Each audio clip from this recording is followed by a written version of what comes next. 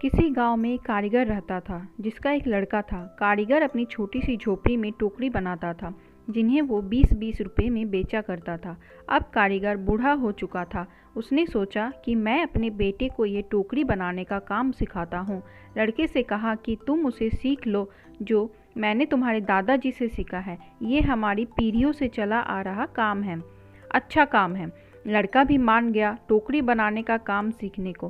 पिताजी ने लड़के को टोकरी बनानी सिखाई और उसे बाजार में बेचकर आने को कहा। लड़का टोकरी को लेकर बाजार गया और बेचकर आया ही था। पिताजी ने पूछा कि उदास क्यों हो? लड़का बोला कि मेरी बनाई हुई टोकरी केवल 10 रुपये में ही बिकी। पिताजी ने कहा, चलो कोई बात नहीं, आज तुम्हें और अच्छी टोकरी बनाना सिखाता हूँ। पिताजी ने और अच्छी टोकरी बनाना सिखाई और उसे बाजार में बेचने को कहा। लड़का टोकरी लेकर बाजार गया और अपनी बनाई टोकरी को 15 रुपये में बेच कर आया। लड़का अभी तक उदास था। पिताजी ने फिर उदासी का कारण पूछा तो लड़के ने कहा कि टोकरी केवल 15 रुपये में ही बिकी।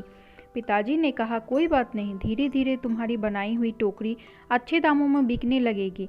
तुम अच्छे से टोकरी बनाना सीखते रहो। पिताजी ने और अधिक अच्छी टोकरी सिखाई और टोकरी बनाकर बेचने को कहा।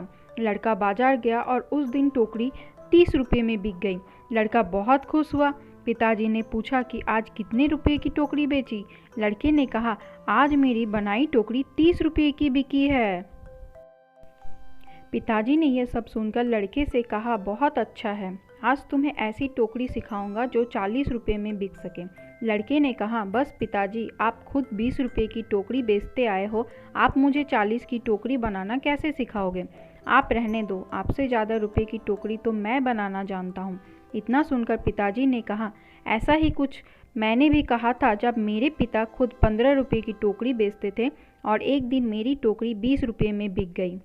मेरे पिताजी ने मुझे 25 रुपये की टोकरी सिखाने को कहा था तो मैंने भी सीखने के लिए मना कर दिया था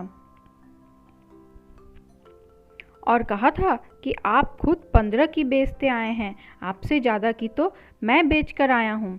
और तब से जीवन भर 20 रुपये की ही टोकरी बेचता रहा। ये कहानी हमें ये सिखाती है कि हमें थोड़े सा सीखने पर यह घमंड नहीं होना चाहिए कि अब मैं सब कुछ जानता हूँ, क्योंकि ऐसा हो सकता है कि हर कोई कुछ ना कुछ आपसे अधिक जानता हो। हमें हमेशा कुछ ना कुछ सीखते रहना चाहिए। धन्यवाद।